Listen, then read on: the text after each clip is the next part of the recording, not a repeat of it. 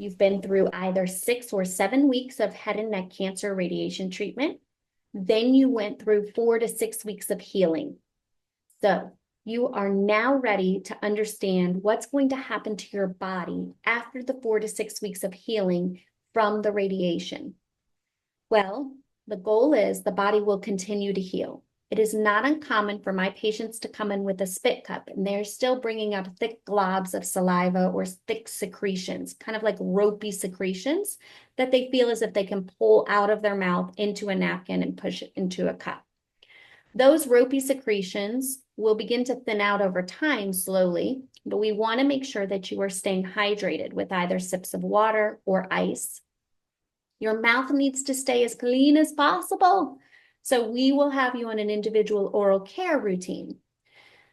This time, I teach my patients during the visit that you may experience side effects that are going to arise that are sort of scary, but not painful. Those side effects are called lymphedema. Lymphedema is going to be increased swelling, often to the region that was impacted in the radiation treatment.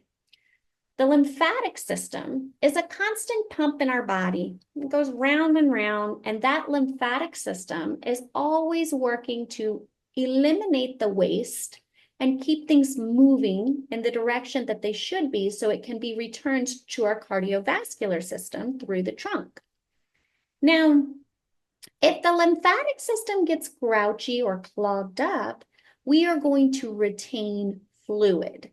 What do we know about fluid? Water loves to grab onto fluid, especially fat and protein molecules that are not broken down by the lymph nodes due to disrupted lymphatics.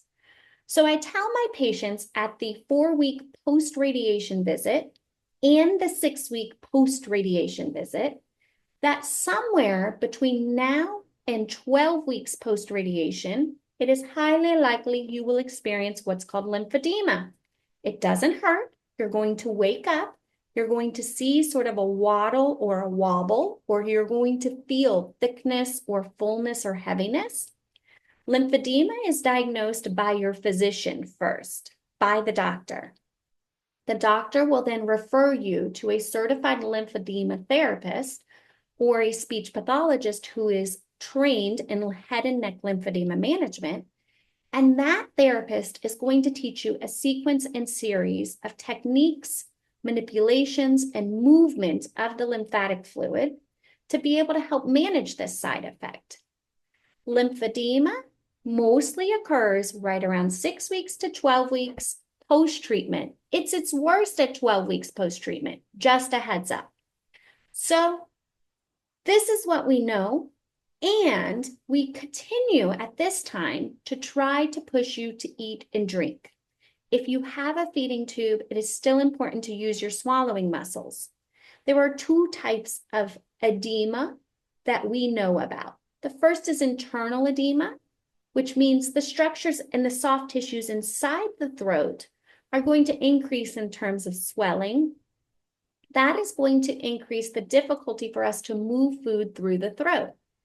The internal edema is best evaluated by a speech pathologist or ear, nose, and throat physician, and the speech pathologist will give you a functional swallowing assessment, often referred to as a fibroendoscopic swallow. So your internal edema is sometimes mixed with external edema. It's actually not uncommon to have both. The evaluation of internal edema is researched through the revised Patterson scale, the treatments. There are some considerations that are starting to show effective in terms of treatments. One particular education group, the therapy group, is being able to help internal edema through Shelley Ryan and Joy Hess with their work in manual manipulation for the deeper structures. If you are a provider who's interested in learning how to manage internal edema, I consider that you should take their course. If you are a patient learning to manage internal edema or external edema, speak with your certified lymphedema therapist or lymphedema provider to find out what do you do next, because there are 4 components of complete decongestive therapy that we want, and one of those is exercise.